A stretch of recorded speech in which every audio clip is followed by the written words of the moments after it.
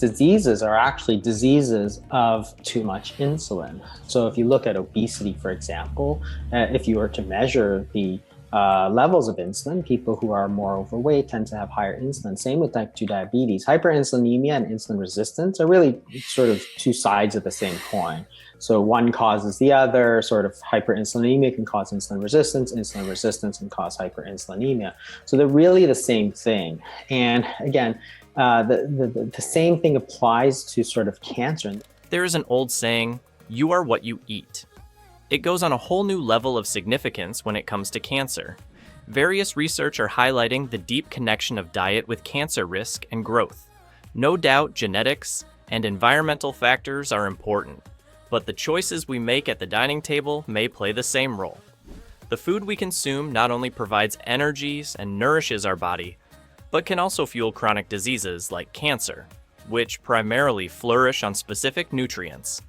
A leading expert in metabolic health and cancer research, Dr. Jason Fung, has highlighted this critical connection.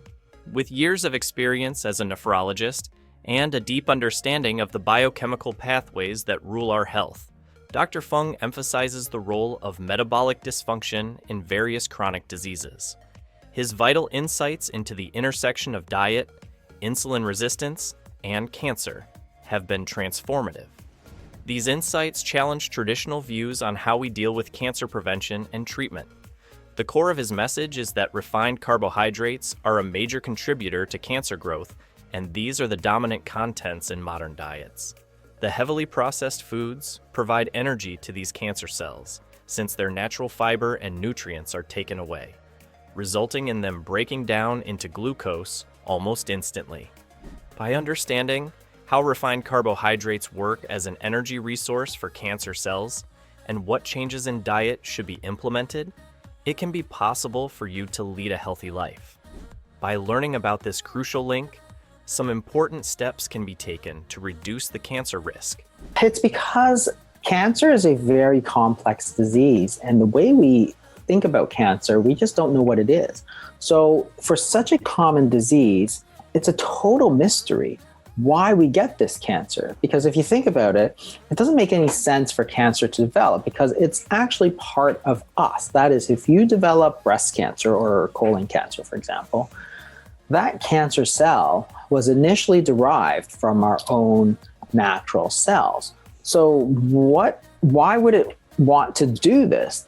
That is, if you get cancer, then the cancer grows and then it kills you and it kills itself. Cancer cells have a unique behavior which makes them different from the normal cells.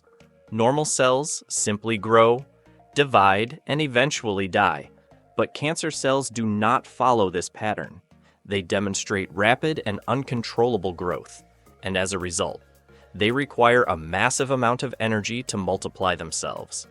Their demand for such high energy requirements makes them outcompete healthy cells and ultimately outgrow them. The most notable discovery about cancer cells is their way of producing energy, known as the Warburg effect. Normal cells rely on a process called oxidative phosphorylation to produce energy, whereas cancer cells use a process known as glycolysis. They use glucose to gain energy. Glycolysis is a less efficient process compared to oxidative phosphorylation, but still, it aids cancer cells in growing rapidly by providing them with the required raw material.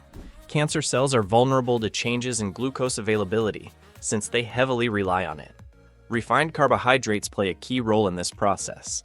These foods do not have natural fiber and nutrients as it's already been removed, making them easy to break down into glucose. Ultimately, it flows in the bloodstream and boosts the sugar, which then cancer cell absorbs and uses as a fuel. As a result, a metabolic environment develops that aids tumor growth and progression. In short, the consumption of large amounts of carbohydrates fuels up the cancer cells and boosts their expansion in the body. To learn about cancer risk and progression, understanding this connection is important. Such diseases can be avoided by reducing the overall intake of refined carbohydrates and consuming nutrient-dense food that will promote health and cut off the primary energy source for cancer cells. This insight is the foundation of Dr. Jason Fung's approach, which discusses avoiding cancer growth. And it gets to how cancer develops. A lot of the refined foods, and people talk, and the most that we eat, like the one thing we eat more than anything else, tends to be refined carbohydrates. So, white bread and that kind of thing. That's probably the most important thing. Is the sugar and refined grains.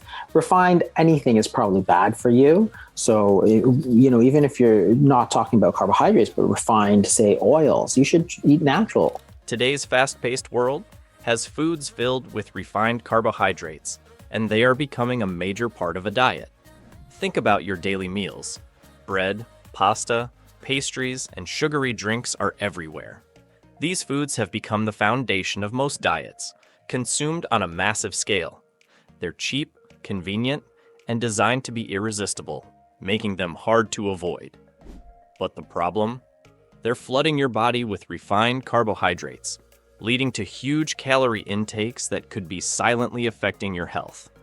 Now, compare your diet to what past generations ate.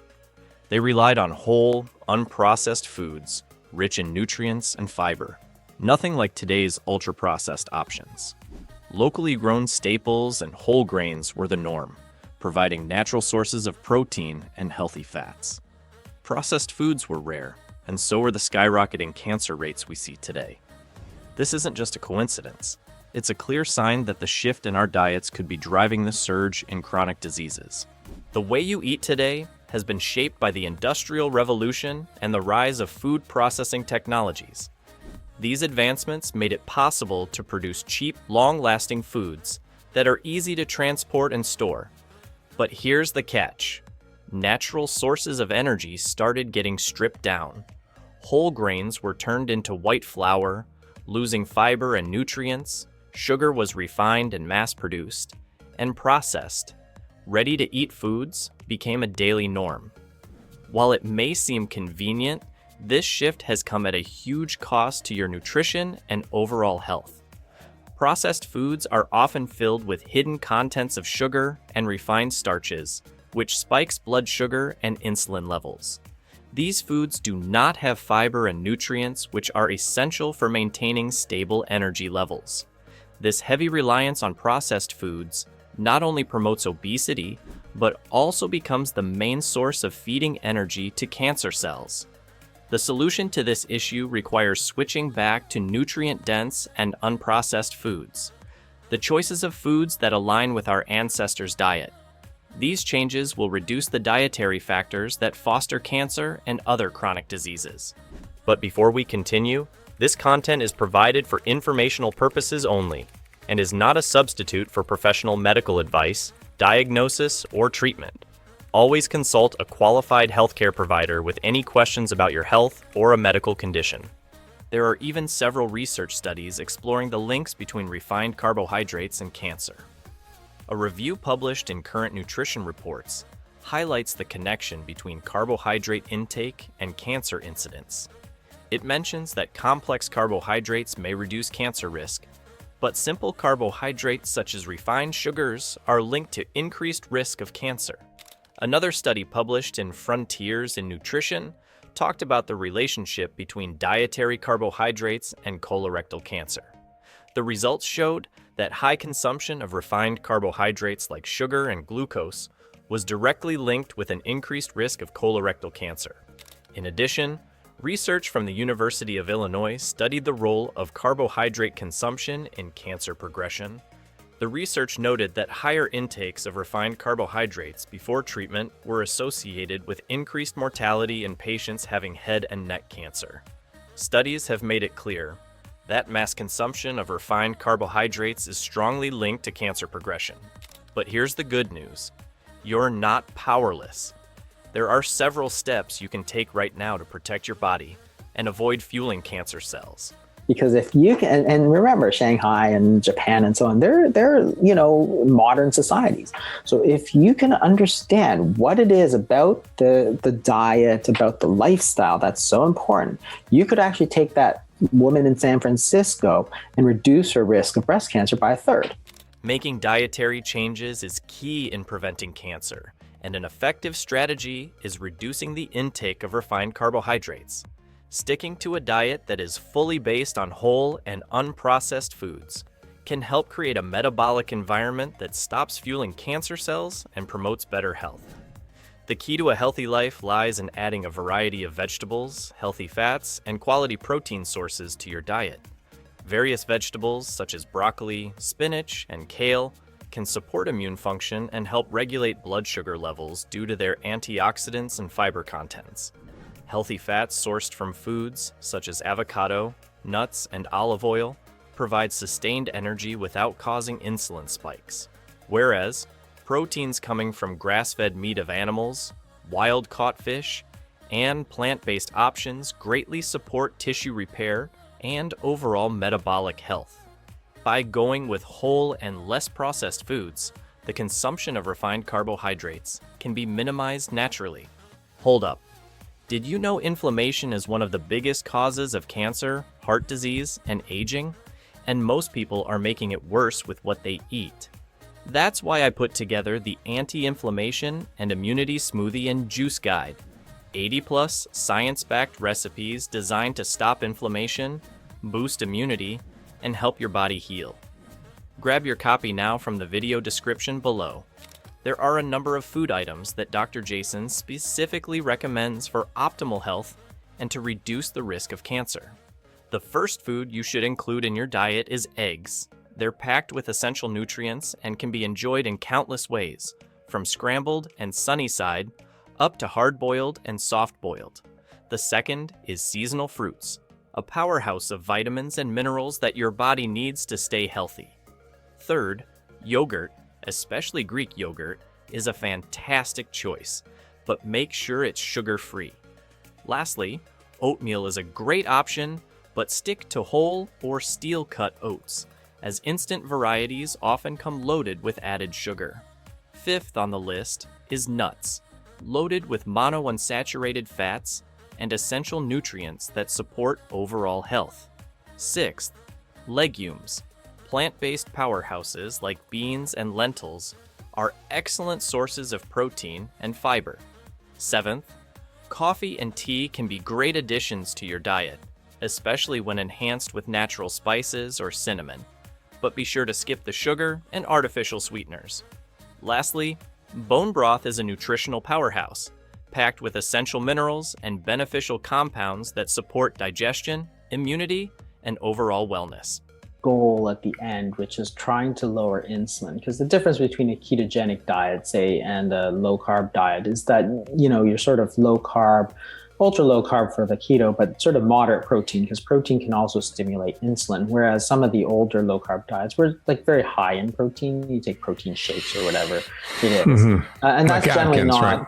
Yeah, like Atkins. And so high protein is not always the best idea, because you can get high insulin, but you also get this high mTOR, which is sometimes not so good for cancer as well. Dr. Jason Fung often supports low carbohydrate or ketogenic diets as a natural way to cut off the fuel supply of glucose to cancer cells. These diets are mainly based on fats and proteins while limiting carbohydrates to force the body to enter ketosis. This state allows your body to burn fat to gain energy and produce ketones, which cannot be efficiently consumed by cancer cells to grow. Reports from numerous individuals have shown improved metabolic health, weight loss, and even better outcomes during cancer treatment by opting for these diets under supervision. Before we continue, if you're eager to explore more on how your diet can reduce your cancer risk and enhance your overall health, don't miss out on our Vitazen Health newsletter. Sign up using the link below and get weekly updates packed with expert tips, mouth-watering recipes, and practical advice to help you live longer and feel amazing.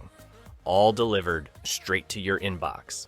That's probably very important, is likely the frequency that we eat. That is, eating all the time provides that sort of fertile soil. So if you eat 6-8 times a day, you're telling your body, your cells in your body grow.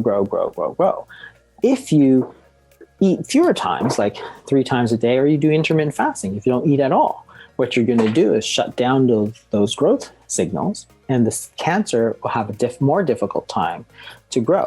So if you grow breast cancer cells in the lab, for example, you can't do it without insulin. It will actually wither up and die.